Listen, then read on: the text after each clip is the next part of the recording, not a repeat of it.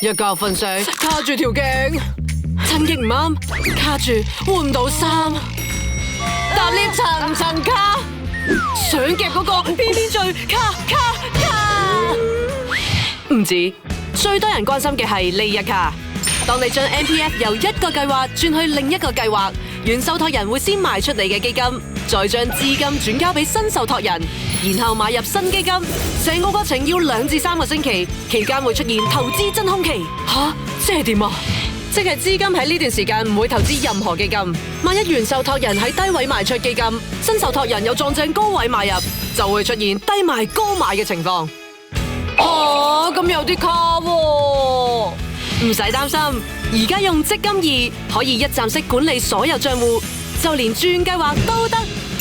成個過程最快縮短至一半，但快還快，每次轉計劃都有投資真空期。